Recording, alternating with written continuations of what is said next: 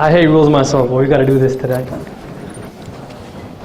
Mr. Wood, he has 15 minutes for his rebuttal.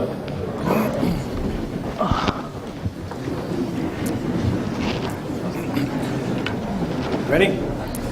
At the end of my opening statement, I said that there are two basic approaches Muslims can take when Muhammad is criticized. One, they can reject early historical material, and two, they can commit what's called the tu quoque fallacy. Again, you commit the tu quoque fallacy when instead of actually answering an objection, you say, well, you've got that problem.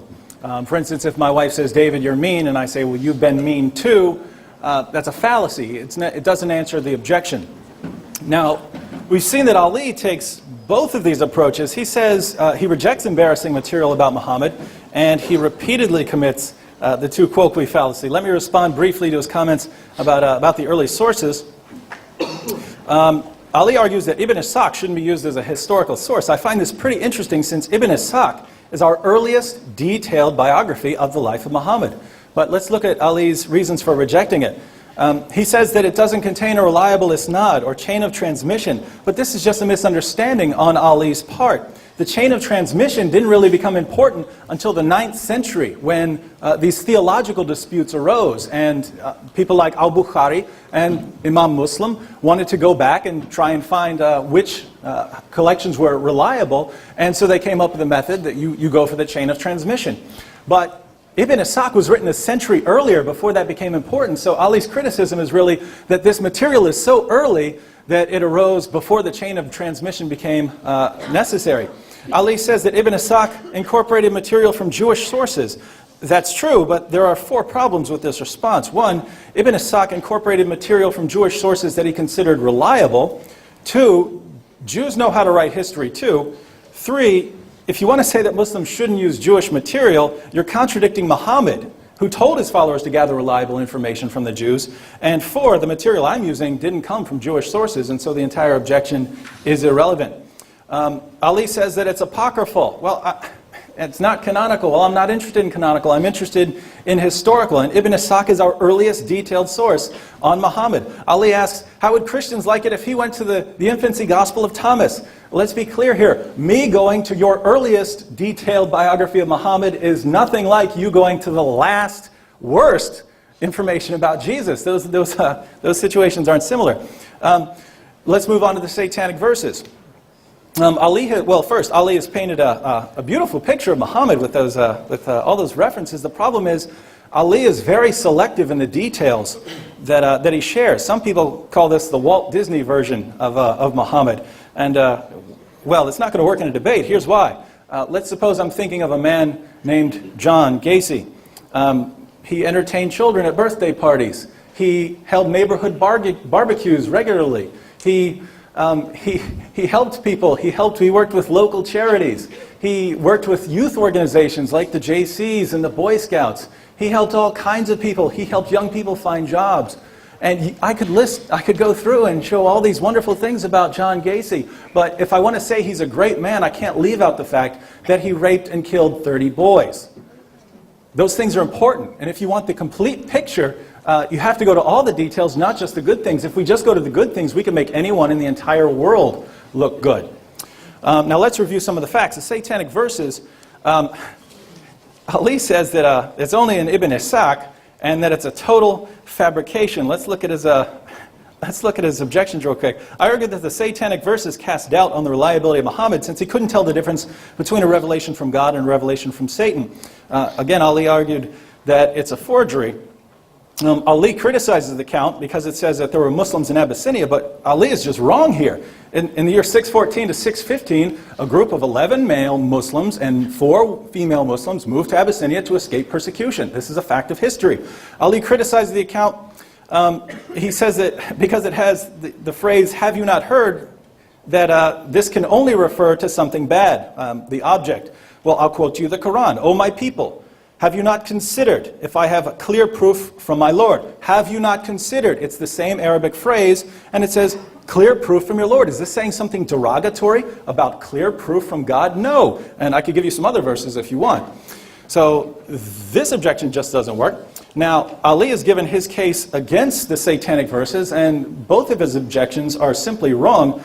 And also the objection that I'm only getting this from Ibn Ishaq. Let me give you my case for the satanic verses. If you want sources, we read about the satanic verses in 1. Ibn Ishaq, 2. Ibn Sa'd, 3. Al-Tabari, 4. Ibn Abi Hatim, 5. Ibn al-Mundir, 6. Ibn Mardoya, 7. Musa ibn Uqba, and 8. Abu Mashar.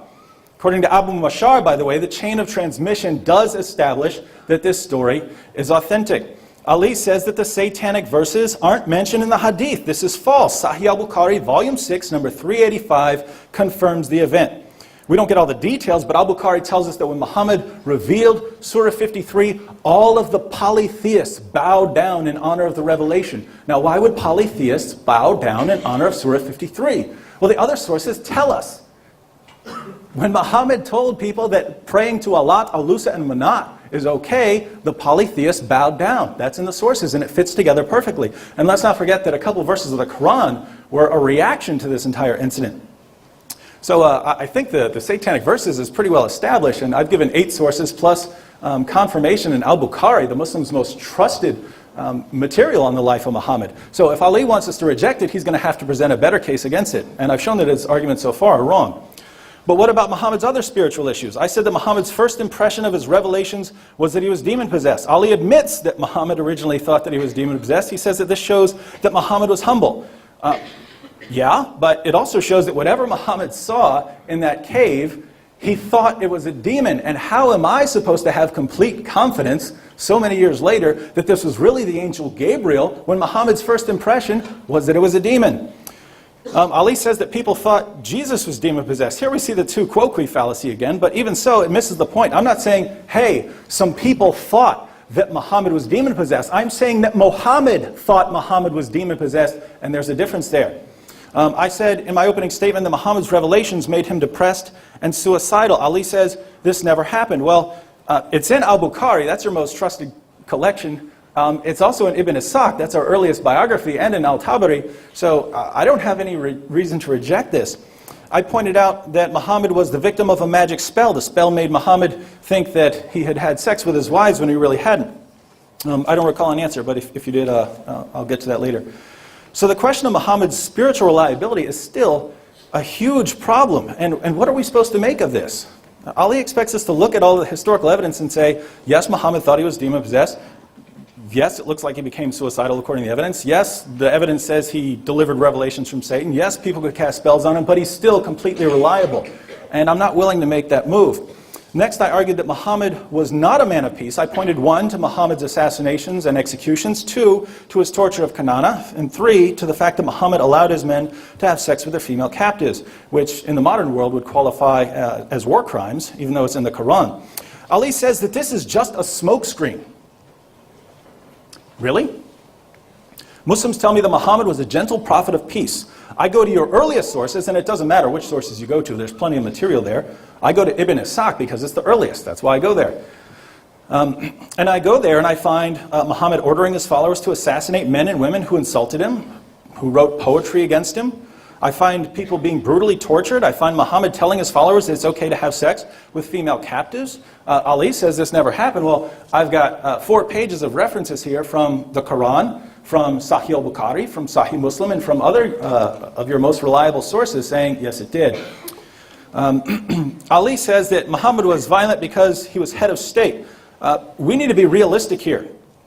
Muhammad was ordering his followers to sneak into people's houses and assassinate them. Is that part of his job description?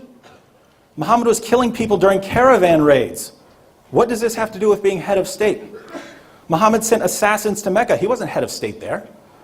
When Muhammad took Mecca, several people were executed for insulting him years earlier before he had any political power at all. So they weren't guilty of any crimes against the state. And what do you do with a man who was executed simply for saying that he would never become a Muslim? Ali says that Muhammad was gentle.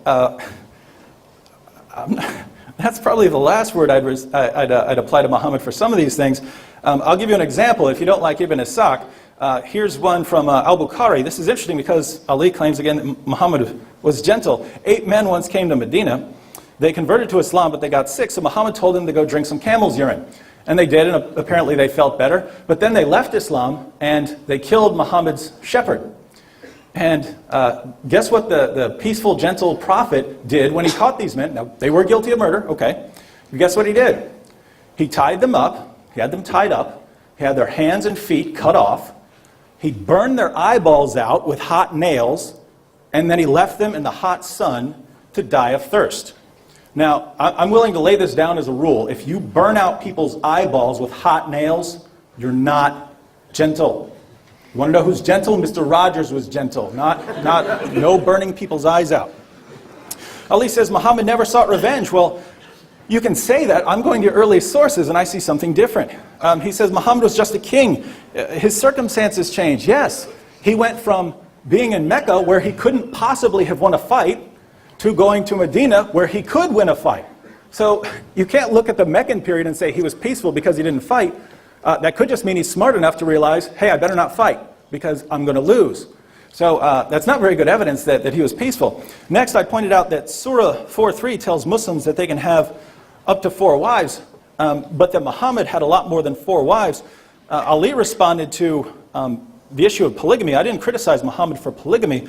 I criticized him here because he told his followers that they were allowed to have 4 wives, and then he had more. So this was really an inconsistency, and I said that it looks pretty suspicious when he received the revelation saying that he could have more. As far as Aisha, I brought up the issue of Muhammad's 9-year-old wife, Aisha. I said that the greatest moral example in history probably shouldn't be having sex with a 9-year-old girl. Ali quoted the Jewish Talmud, written more than 2,000 years after the Old Testament, and then once he built his argument saying, well, Jesus is the God of the Old Testament, well, the Old Testament allowed men to have sex with girls as young as 3. That doesn't come from the Old Testament. Show me that one in the Old Testament. That comes from the Talmud. That was over 2,000 years later. No Christian in the world believes that Jesus inspired the Talmud. As far as arguments for Islam, I argued that there's no good evidence for Islam. Ali responded to the criticisms I drew from the Hadith. Most of the ones I drew were from the Quran. Yes, in my writings I do say it doesn't rule out a prophet, but I'm not using this material to rule out Muhammad as a prophet. I'm not saying he said false things. I wouldn't even, as far as I'm concerned, I don't even care if there's something in the Quran. I wouldn't rule him out as a prophet because of this. I mean, he's writing in the 7th century. I don't think all prophets had to have modern scientific views. I was using this material to respond to the Muslim scientific argument. The argument that says, we know Muhammad was a prophet because of his scientific accuracy. And I'm saying, if that's your argument, if you're making scientific accuracy the criterion for truth, then you've got a problem because you have all these passages in the Hadith and all these passages in the Quran. And I already said that you can reinterpret them. The point is, non-Muslims aren't going to reinterpret them. If the Quran says Alexander the Great got to the place where the sun sets and it sets in a pool of murky water, or if it says that stars are missiles that God uses to hurl at demons, and when you see a shooting star, it's because God hurled a star at a demon. When we see things like this, again, you can reinterpret them, but it makes it difficult to accept the argument. I responded to the argument from literary excellence. Ali didn't respond. Biblical prophecies. He points out that there are names and words that look like Muhammad. Well, I mean, think about how this works. I mean, my name's David Wood. If I want, think about an English Bible. I can find David and Wood all over the Bible.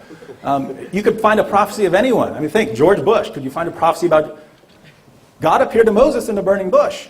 This is a clear prophecy that God's mode of revelation to the world was through a bush. So, and who could this be? It's a clear prophecy of George Bush.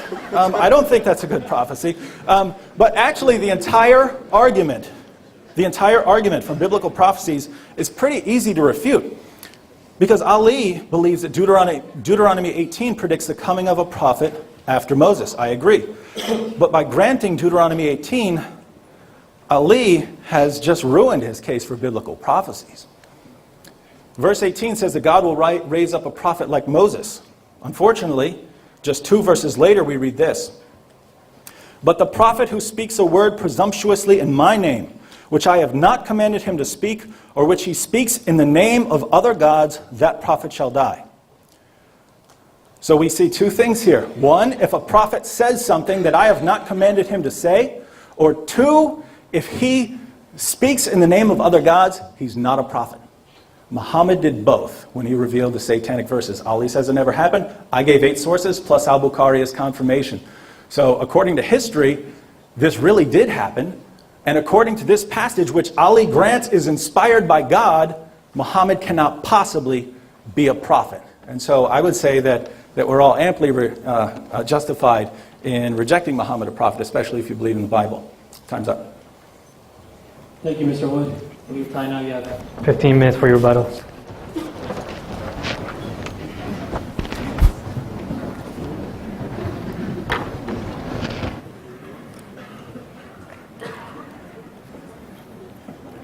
Bismillahirrahmanirrahim. I did point out that the Satanic Verses story is mentioned by Ibn Ishaq at-Tabari. This is true, but why were they writing?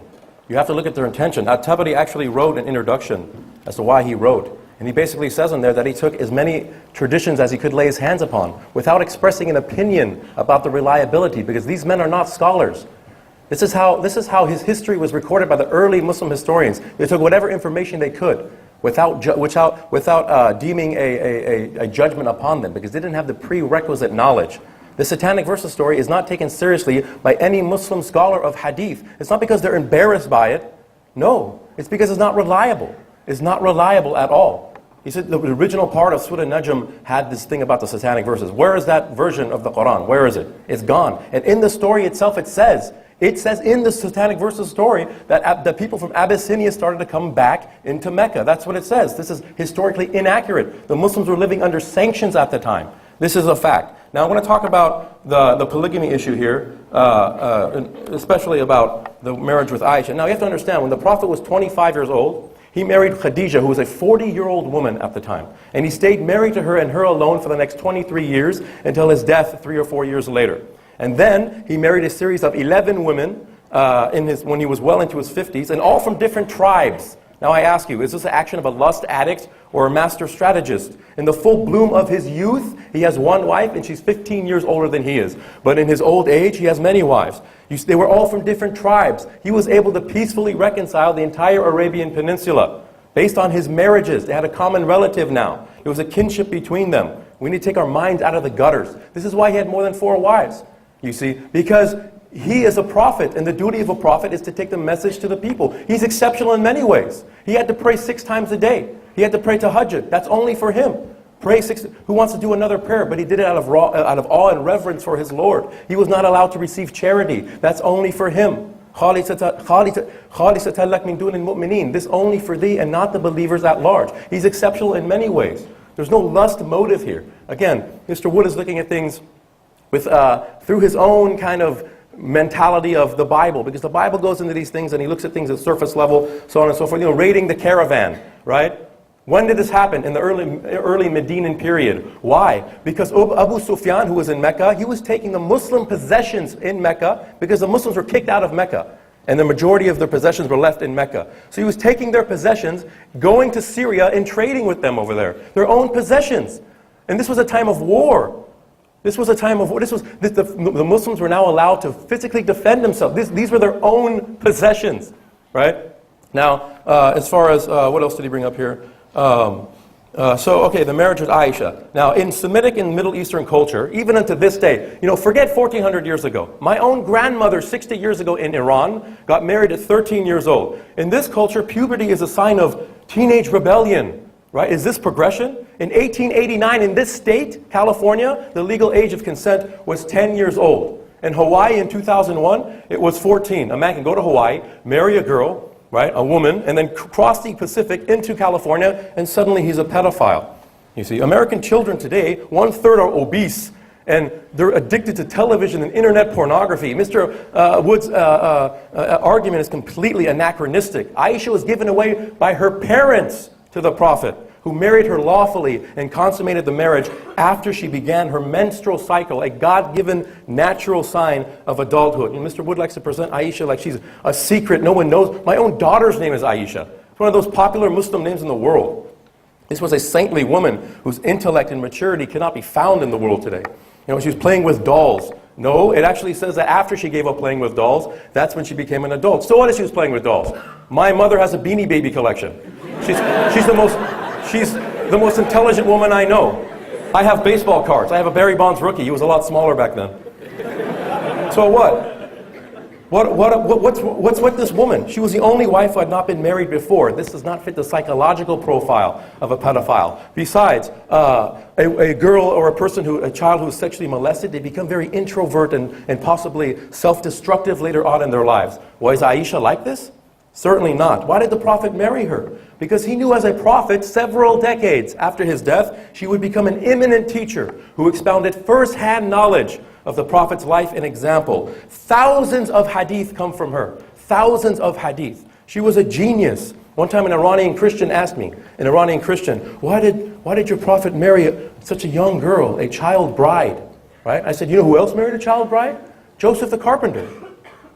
We have to look at things equally, balanced. We can't say, forget about what the Christians are saying, let's just look at Islam for a minute here. No, read your own sources. How old was Mary when she was impregnated by the Holy Ghost?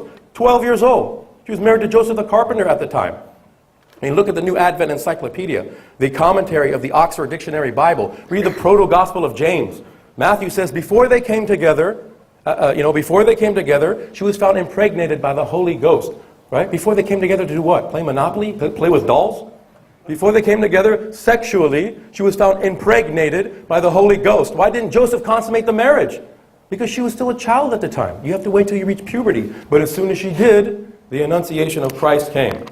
Now, Mr. Wood says in his online writings, what do you think of a prophet who has intercourse with a 9-year-old girl? This is an atheist argument. Mr. Wood is coming from the background of an atheist. This is not a Christian argument, because an atheist would also say, what do you think of a God who decides to enter into the world through the birth canal of a 12-year-old virgin? That sounds suspect. What kind of God is that? Why would he do that? I don't know about that religion. If Mr. Wood is going to argue that the Holy Prophet Muhammad was immoral, then he has conceded that the Holy Spirit was immoral because he impregnated Mary at 12 years old. And I must remind Mr. Wood that according to his own Gospels, slander against the Holy Spirit is an unforgivable sin. Now, I wanted to go into the biblical criteria for prophethood, but Mr. Wood has brought up so many points here, I'm going to bypass that. Get into some of what he was saying here. The Quranic scientific errors. The sun was setting in a pool of murky water, right? What does the verse actually say? Dhul Qarnayn, the man with 2 horns. It doesn't mean the devil, right? If you look at ancient Macedonian coins, Alexander the Great's likeness is shown with 2 horns, his dominion over the east and the west. The town of Lychnus was annexed to Macedonia during his time. This was the extreme west of his empire. The verse says he saw the sun. He perceived the sun setting in a pool of murky water, right? Now, in this town, to the west of the town, is a huge lake, 170 square miles, fed by underground springs through limestone rocks that issue extremely murky water, right? Looking at the lake from the town, the observer would seem to see the sun setting in a pool of murky water, right? But what does the Quran actually say, though? That was his perception. Alexander the Great, Dhul Qarnayn. The Quran says, Kullun fi falaki yasbahun, regarding the planets. All of the celestial bodies. Kullun is in the plural, not in the duo. Plural. It's not just talking about the sun and the moon. Plural, all of the stars, the planets, all of them. Kullun fi falaki yasbahun. Falak means to coil or orbit. Yasbahun means a motion from the object in question. Swim is not a word. Revolve is the correct translation. According to Dr. Maurice Bucaille, well, I have the book there, The Bible, the Quran, and Modern Science. This was a man who studied the Bible and the Quran objectively, and he converted to Islam in the process. He says the Quran doesn't make a single scientific blunder. What about the Bible? Does it make any scientific errors? It says in Genesis chapter 30 that Jacob took rods of striped wood and put it in a watering trough and had some animals look at them while they were mating. And then when their young was born, they had striped fur. In other words, whatever you're looking at during conception will determine the physical characteristics of your offspring. So if a man is having intercourse with his wife and he's watching Barney the big purple dinosaur, his son will be born purple and have a long tail. The Bible says that the earth is 5,768 years old. Look at the genealogy of Luke. He mentions all of the patriarchs from the creation of Adam all the way to Jesus. Add 2,007 years. You get 5,768 years. And this is what Christians believe for centuries. This is what they believed. And then they found dinosaur bones and they performed radiocarbon-14 dating on them. And how old are they? About 65 million years old. I think we forgot to carry the 1 over. I think that we put the decimal place. And there's actually Christian apologists like Jack T. Chick who will actually argue that dinosaurs and human beings once lived in perfect peace and harmony on the earth. That's not science. That's called the Flintstones. Now, he says you can have, sex with captives. I want to quote you. Let's see here. Okay. If you see a beautiful woman, I'm going to quote you a verse from Scripture. If you see a beautiful woman amongst the captives, take her home and shave her head. After a month, you can have conjugal rights with her. That's what the verse says in Deuteronomy chapter 21. Again, this is Jesus, the old God of the Old Testament, is telling the Jews this law, but Mr. Wood finds fault in it. Why? Why does he find fault in it? Because, it doesn't make sense to our new enlightened society. This was an ancient law. What he didn't mention, this was a biblical time. This was actually good for them. Men and women without men were sitting ducks for marauders and gangs.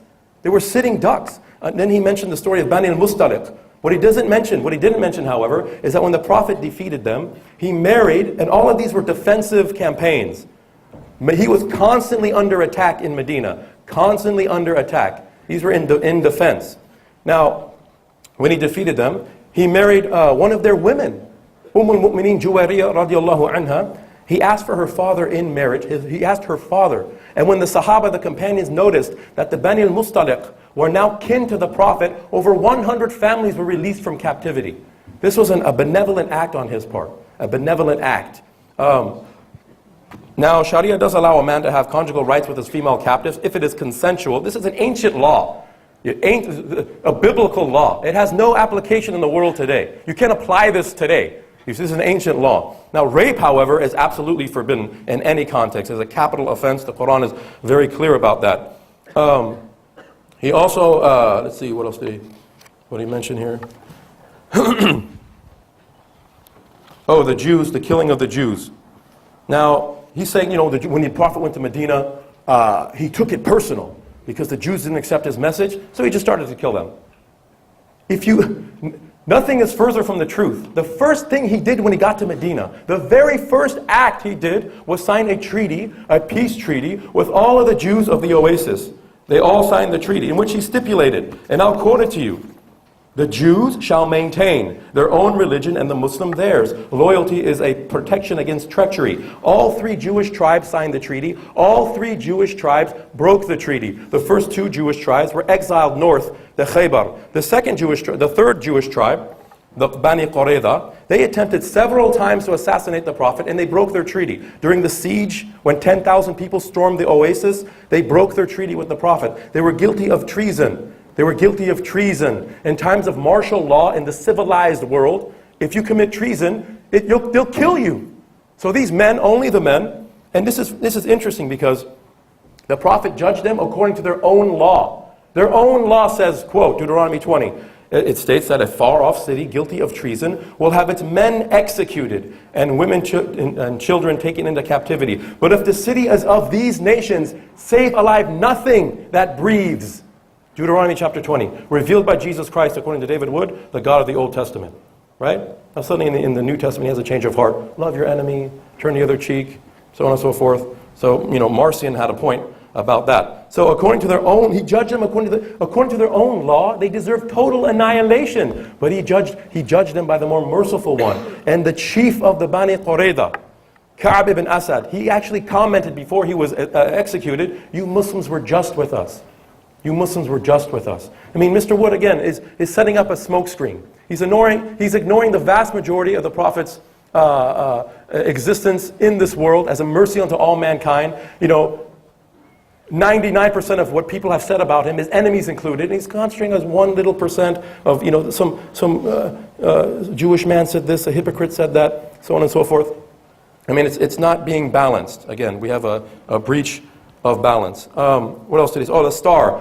A star is a shooting, it's aimed at a demon. How does Mr. Wood know this is not true? Can he see demons and angels? You know what it says in the book of Matthew? It says the Magi, these Zoroastrian priests from my country of Iran, they came into Bethlehem following a star. It was hovering over a stable. You know how big a star is?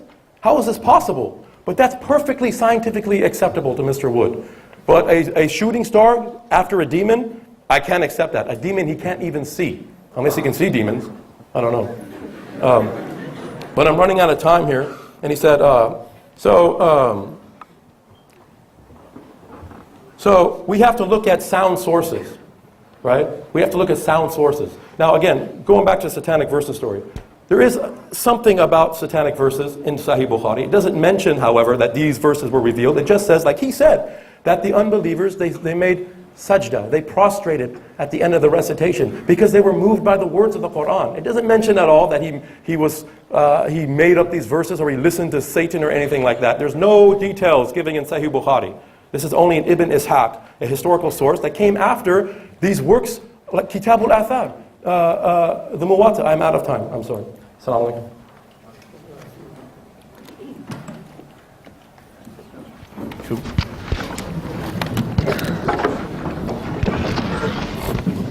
Yes, same seats. Our time is the same order.